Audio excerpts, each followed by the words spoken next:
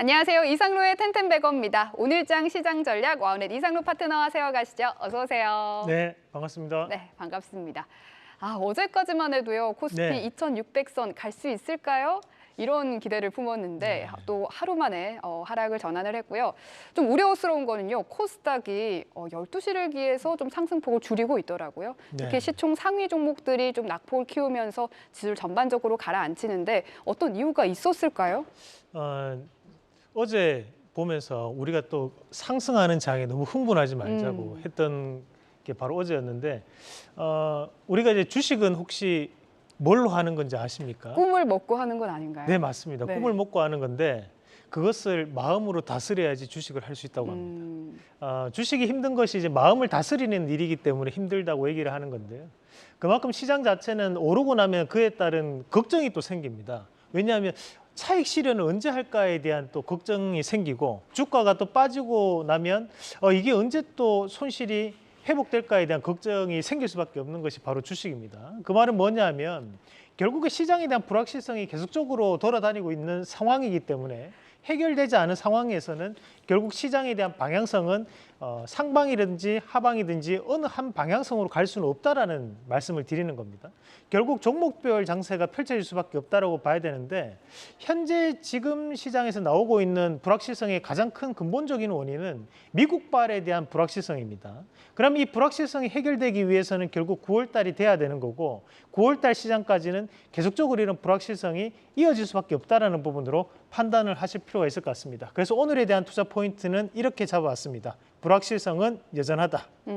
또 오늘과 내일 중요한 지표도 발표가 되잖아요. 미국 연준이 선호하는 물가지표 PCE 지수는 한국 시간 오늘 밤 9시 30분에 발표가 되고요. 또 미국 고용 동향 보고서는 내일 밤 9시 30분에 발표가 되니까 또 참고하시기 바랍니다. 네, 이 사실 우리가 주식을 하면 공부를 많이 해야 되는데 이걸 모든 것을 다 따져서 주식을 하려고 하면 너무 힘듭니다. 힘들까요? 결국 내일의 지표가 긍정적 발표가 된다고 해도 또다시 시장은 9월 달 지표는 어떻게 나올지에 대한 부분을 또 확인한다는 부분으로 저는 판단을 하고 있기 때문에 내일 지표도 우리 권미정 앵커가 말씀드렸던 대로 반드시 체크를 하시길 바라겠고요. 다만 지표가 긍정적으로 나오더라도 결국에는 9월 달에 대한 앞에 전초전적인 성격이 상당히 강할 것이다 라는 말씀도 함께 드리겠습니다. 네, 확인을 거듭하는 시장이네요. 네. 첫 번째 체크포인트 넘어가도록 하겠습니다. 첫 번째 체크포인트는 충전기입니다. 환경부가 내년에 전기차 충전기를 구축하는데 올해보다 44%를 더 쓴다고 합니다. 총 4천억 가량을 투입하는데요. 어제 장 마감 후에 이 소식이 나왔는데 관련주 한번 살펴볼까요? 네, 맞습니다. 일단 지금 현재 시장에서 이런 충전소 사업 자체는 인프라 구축과 연관될 수밖에 없고 그리고 현재 이런 충전소 사업 자체를 대기업들이 상당 부분 진출을 했습니다. 그 말은 뭐냐면 결국 시장 재편은 어느 정도 일단락이 되었던 부분이고 여기서부터는 이제 좀 더 확충, 넓어지는 파이가 커지는 곳에 대해서 우리가 좀 더 중점을 둘 필요가 있다는 부분인데 자, SK 네트워크스 한번 같이 보도록 하겠습니다.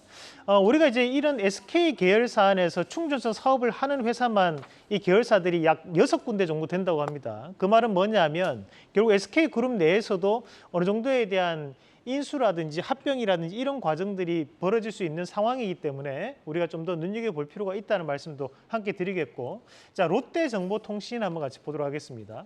자, 우리가 이 충전소 사업에 롯데라는 기업이 들어가면 조금 어색해 하시는 분들도 많으실 것 같아요. 하지만 지금 현재 충전소들이 들어서는 곳을 보면 아파트 단지라든지 공원이라든지 또 한 군데 많이 들어서는 곳이 있습니다. 바로 마트인데요.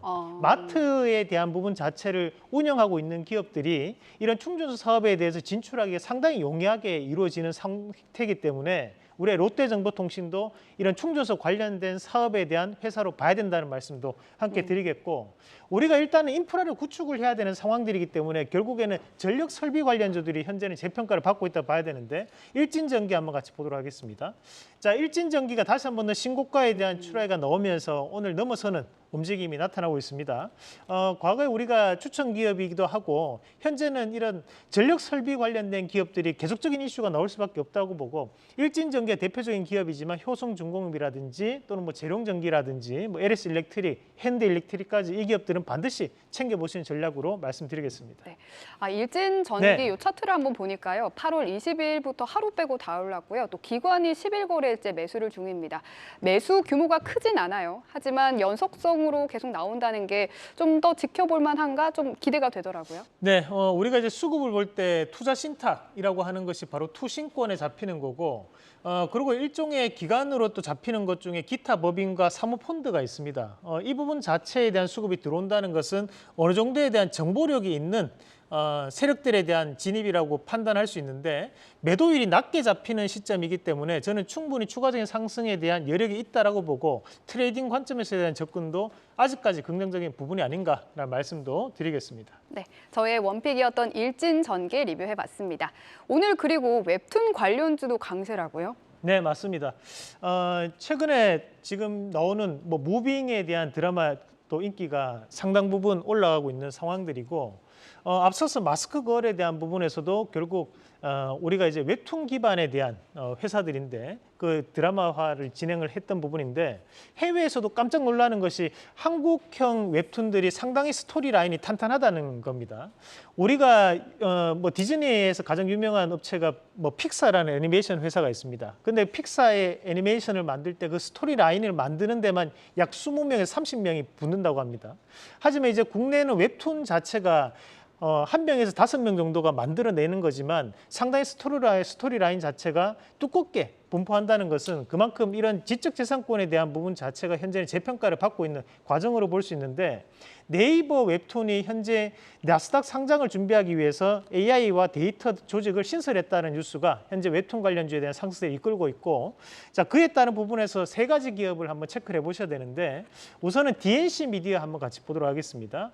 자, DNC 미디어가 나 혼자만 레벨업이라는 웹툰으로 상당한 성장세를 이루었었고, 그 이후에 현재는 바닥권역을 찍고 조금 돌아서는 과정들인데요. 이것이 글로벌적 인기를 얻어가고 있는 모습, 결국에 낙폭과대에 대한 저가 매수가 들어올 수 있는 자리라고 보고, 자, 우리가 추천주였던 기업은 이제 Y랩이라는 기업입니다. 네이버 웹툰을 연재하고 있는 기업으로서 지적재산권을 보유하고 있다는 것이 상당히 부각될 수 있는 부분이라고 보고, 최근까지도 좋은 모습 보이면서 우리가 추천 이후에 상한가를 갔습니다. 그러면서 지금 다시 한 번 더 눌림권역에 있는 기업인데 충분히 다시 한 번 상장대 가격을 돌파하지 않을까라는 기대감을 보이면서 저는 홀딩 의견을 제시를 해드리겠고요. 마찬가지로 이제 MBT. 자, MBT는 이제 우리가 요즘 말로는 이제 쿠키를 굽는다 이렇게 표현을 하는데, 그 쿠키 만화 한 편을 볼 때 쿠키 한 개를 소모를 해야 되거든요. 그 쿠키에 대한 거래를 하고 있는 기업이 바로 MBT라고 보시면 됩니다. 그래서 이 MBT라는 기업이 B2B 거래를 하는 기업이다 보니까 이런 마케팅적인 요소라든지 또는 기획력에 대한 부분 자체를 좀 더 부각받을 수 있는 양상들이 될 것이다라는 말씀도 함께 드리겠습니다. 네, 좋습니다. 마지막 체크 포인트는요, 비만 치료제 쪽입니다. 노보노디스크가 비만 기업을 인수한다는 소식이 들려서 그 관련 섹터도 강세인데요.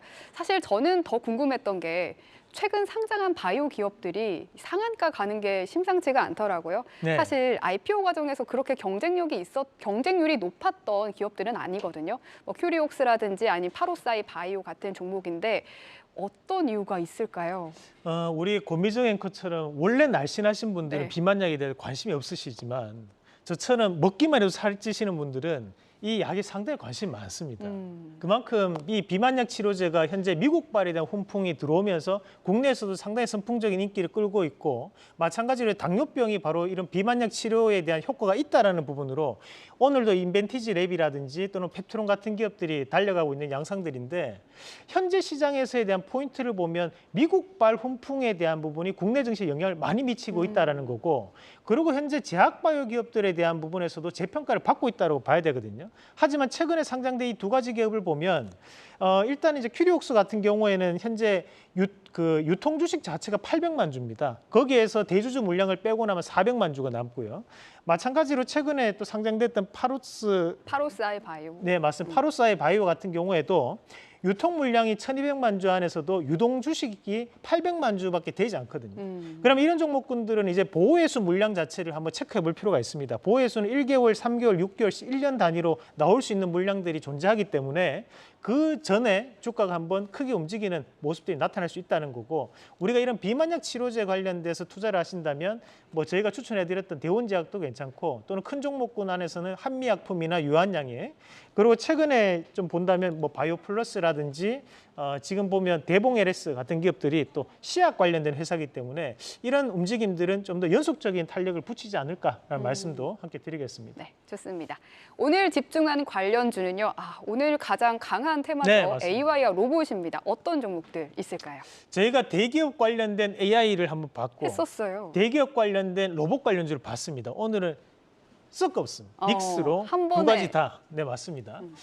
그만큼 이제 현재 이 로봇 산업 자체나 AI 산업이 불확실하다고 생각하시는 분들이 많으신 것 같습니다. 그래서 대기업 관련된 부분 예시기기만 나온다면 주가가 급등하는 모습이 나타나는데 일단 이제 삼성이 상당히 적극적입니다. 삼성 SDS도 최근에 신고가 가는 모습들이고 레인보우 로보틱스도 오늘 급등이 나오는 모습이고요. 그러니까 이 두 가지 기업은 우리가 또 추천주였기도 하고 스맥도 또 추천주였죠. 그래서 저희가 이제 삼성 관련해서 많이 설명을 드렸던 것 같은데요. LG 관련해 로보티자 로보스타 그리고 SK 관련해서 오늘 티라유텍이 또 상한가를 갔습니다. 그만큼 이쪽에 매기사에 좀 쏠려 있다고 봐야 되고 반도체 장비 조안에서는 STI가 또 자동화 장비를 납품하는 기업입니다. 자, 다음 그림 한번 같이 보겠습니다. 자, 다음 그림 보시면 우리가 현대 관련된 업체들이 조금 잠잠한 모습 보이는데 충분히 저가 매수가 들어올 수 있다고 보고요. 네이버 관련해서 폴라리스 오피스가 또 신고가의 행진을 하고 있고 오브젠도 네이버 관련된 기업이다. 그렇게 말씀드리겠습니다. 네, 오늘의 원픽 공개해 주시죠. 자, 이 중에서 이제 기대감을 또 가지고 있는 기업들이 있는데 우리가 XM을 오늘 말씀을 드리도록 하겠습니다.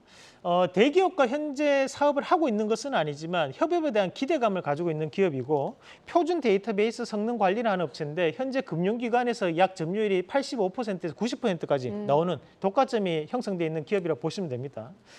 현재 이 AI 관련된 부분의 키워드가 두 가지가 있습니다. 한 가지가 빅데이터라는 거고 한 가지가 딥러닝이라는 키워드거든요.